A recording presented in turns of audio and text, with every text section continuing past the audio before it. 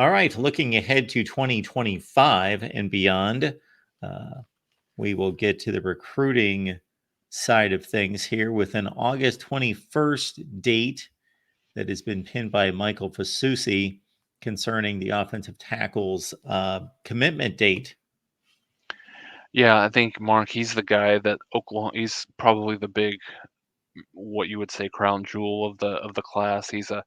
Um, he's the guy that Oklahoma's been after for quite some time. I think Oklahoma's. I don't know that I would say they're emptying the NIL bucket on him, but they're spending. But there's a lot of NIL dollars like being attributed to this recruitment for Oklahoma. So as you can see here, top 30 overall player in the country in a position where Oklahoma needs some guys on the offensive line. So yeah, I think it's really an Oklahoma Texas battle. I think you've seen over the last few days there's been a few flips, just in terms of predictions from Texas to Oklahoma. Jeff Ketchum, one of the guys that really does a great job from a Texas perspective. Um, you know, just covering recruiting, just recently flipped his prediction from Texas to Oklahoma. So yeah, I think things are looking good for Oklahoma. A few days remaining, right as you mentioned, August 21st, Wednesday of next week. But yeah, I think it'll be. I think this will be right now as the looks of somebody that Oklahoma's going to get. And as we know, this day and age, right, with recruiting, it's never over until they actually sign that name on on the dotted line from a commitment perspective. So, but yeah, this would be a great get for Oklahoma, a guy that should be able to be an instant impact guy for the Sooners in 2025. Jason, as soon as you frame it that way, what I thought about was I don't expect this to become any kind of a factor or issue or anything that anyone's tracking soon, but I would think 3 or 4 years from now, especially internally, it's going to be fun for fans and media to track this and try to figure out who's really putting their dollars to use. But only the schools themselves know how many dollars are going to these particular athletes. But they're becoming so prior to NIL, the signing of athletes was, of course, everything and built your football program. And if you signed 4 and 5 stars and they didn't work out, well, over the course of time, that was pretty much pointing to coaching deficiencies and lack of development.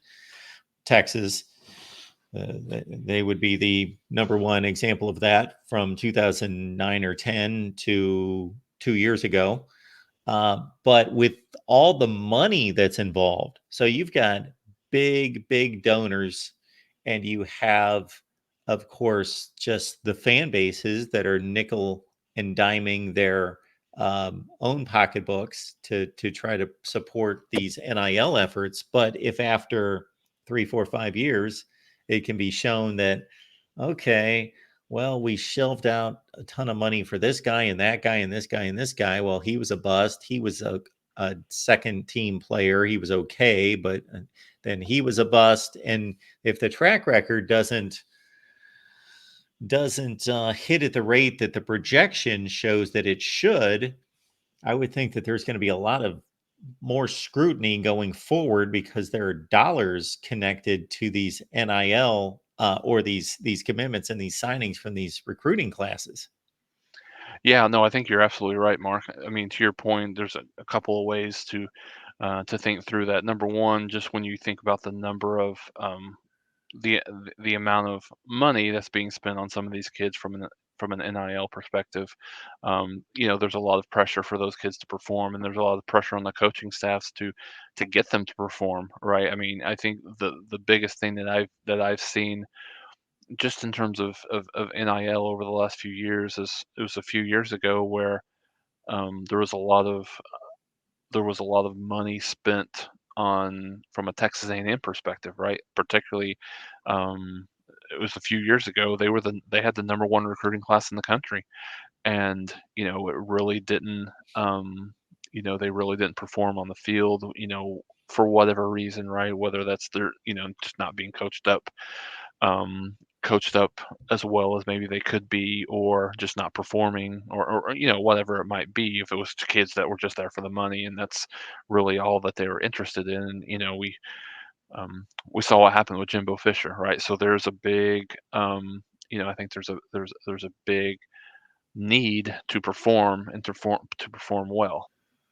All right. Modern day caveman says, I think the tight end group will be the surprise dark horse with Caden Helms, Jake Roberts, and Bauer Sharp this season. Yeah, Mark, I think he's right.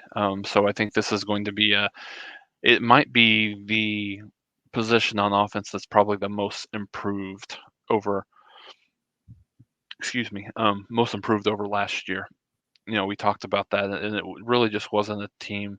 I mean, more than or wasn't one as a position group more than anything, Mark. It wasn't a position group that anyone had the game plan for on the defensive side of the ball, because there wasn't much productivity that Oklahoma got out of that position. And so I've heard a lot of good things about Bauer Sharp and Jake Roberts, but I'd actually heard some really nice things over the last a few days about Caden Helms as well, as a guy who's really put together a few good practices, had a pretty good scrimmage, in their latest scrimmage as well. So, if he can be a guy, he's more of a wide receiver than he is a tight end. But Jake Roberts and Bauer Sharp are more in the tight end mold. So yeah, I think if Oklahoma can get those some combination of those three kids to be effective, both in the run game from a blocking perspective, as well as specifically in the red zone, I think that will be should be a safety blanket for Jackson Arnold, in the red zone in that area. So I would expect a decent amount of improvement from that group here in 2024.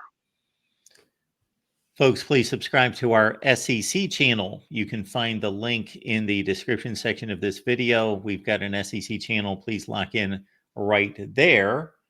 Uh, Interesting note provided by our guy Jackson here. So we talked about the AP poll. Well, we talked about the coaches poll before. The AP poll was actually just released here on Monday. Don't know that there's a whole lot to talk about. Basically, take the AP poll and the coaches poll and put them right next to each Hmm. other, and they've got like four teams different by one slot.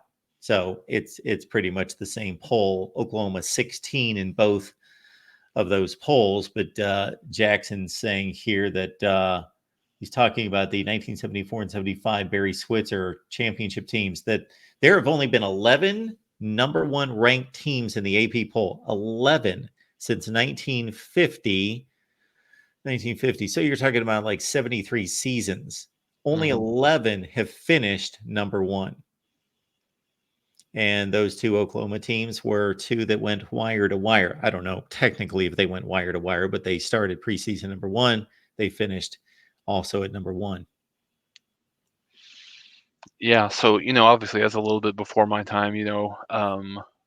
s- I think I think all indications are that a lot of people think the 74 team could be considered one of the greatest, the best football team, especially maybe, I mean, for Oklahoma specifically, but even just across the board, one of the best football teams of all time. And um, I think maybe it was 73 was the year that they were on one of these years they were on probation, and could have, was close to maybe winning back to back to back at that year. So yeah, that's going to be nice to see them honored. I saw that today that they were going to be honored in the Temple game at halftime. So yeah, that'll be those were some really dominant years for Oklahoma. In the mid 70s, and then they kind of took off again in the 80s as well.